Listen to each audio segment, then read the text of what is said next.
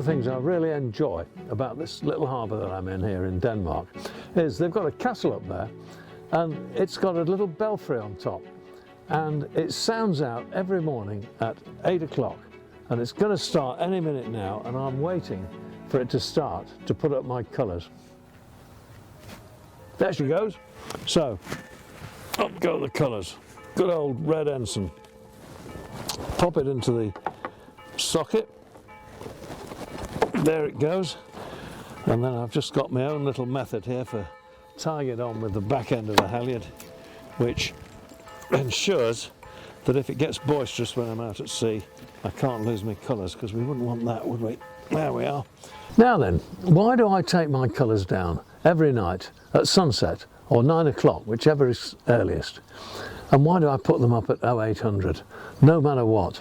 Well, it's an ancient tradition in Britain to do this, and most other countries do it as well. The Americans certainly do it. But it goes back beyond just being a pure tradition. There's actually reason behind it, and the reason is this. Back in the 17th century, Samuel Pepys, that great diarist and humorist, who was actually in charge of the Navy Board at that time, was getting huge bills in from his captains for bunting, of all things, what you make flags out of. And he thought, this is insane, this is just too much money they're spending on this, what's going on? And it struck him that they had the bunting flying all night. And so he issued an edict that they should all take their colours in at sunset and put them up again at 8 o'clock in the morning, the start of the forenoon watch. And the bills were cut in half. Magic, he loved it. And you know, that's a really good reason why we should do it, isn't it? I mean, my ensign is 2 or 3 years old, it's getting a bit faded, and I'll probably replace it next year, but if it'd been up all night, it'd be up for replacement every year, because there's nothing worse than a faded ensign, is there? Or a tatty one. We just can't have that. So, there we are. That's the rationale for doing it. Actually, I've got another private reason. That when I was a lot younger than I am now and was involved with professional yachting, I had an old shipmate called Robert. He was a great man, Robert. He'd done all sorts of things. He'd been to a public school, he spoke beautifully, and he'd been a roustabout. He'd been a hobbler in Shoreham on the south coast of England, taking the lines off the ships. He'd done it all. And he was a yacht hand when I knew him, and in fact he sailed with me for many years. And Robert was absolutely punctilious about colours. No matter what had happened, no matter what an appalling night on the town he'd had the night before, what a state he was in the morning, he was up there at the start of the watch, and up went the colours. Absolutely magical. Well, Robert's gone from us now, I'm sorry to say. I miss him dearly, but I never forget him every time I put the colours up in the morning. So it's also out of respect to my old mate Robert. But, you know, for most of us, it's a pragmatic thing, and it's giving respect to history and to who we are. Okay, well that's the ensign, but there's another thing. What do we do about our courtesy ensigns and our house flags, the other stuff that we fly from our spreaders? Well, let's go and have a look, should we? So, we all know that when we're in a foreign country, we fly their ensign from our cross trees, from our spreaders, as a mark of, well, pure decency really to the country that we're in. Some countries get really fussy if you don't do it, so just take it as read. You've got to do this. So which side do you fly it? Well, the convention these days is that you fly it from the starboard side, and whatever else you're flying, it must be the top flag on that hoist of flags. Well, I've got halyards on both sides of my boat for flying small flags, and I keep my courtesy ensign with a hoist of its own, and here it is. It's been down overnight. There's a point. Do you drop it overnight or don't you?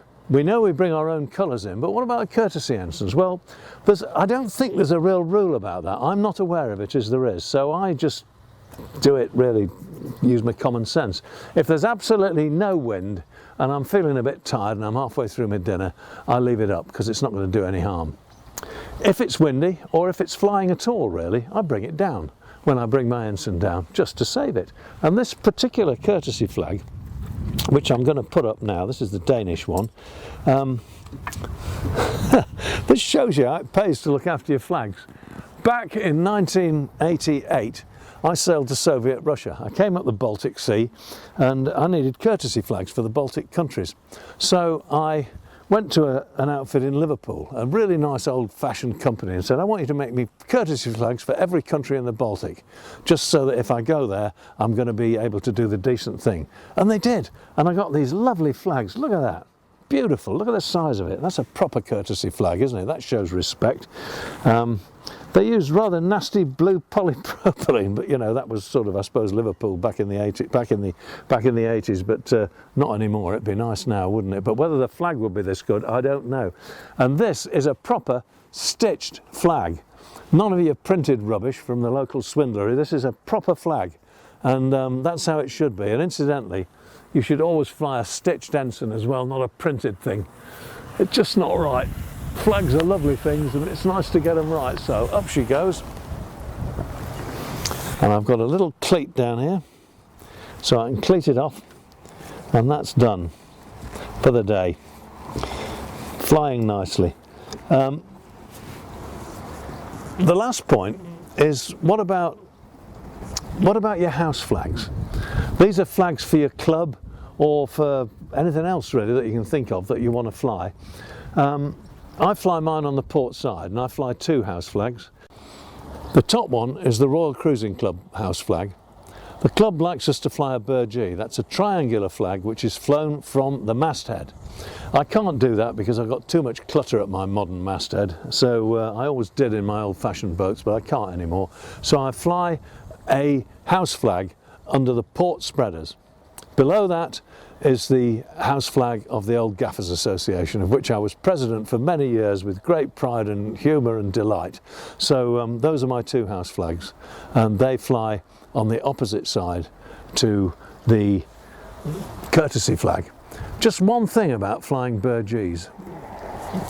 If you've got a triangular BandG and you have to fly it, or want to fly it as a house flag, not as a BandG, which would be at the masthead where it should be, then really you should try and find yourself a square one or a swallowtail one, a proper house flag. It's not a nice thing to fly a BandG below the spreaders. It just isn't right.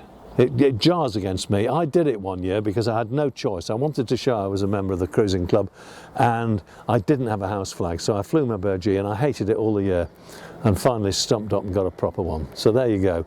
There's no law against it. It just doesn't look right. Good. Okay. Well, there we are.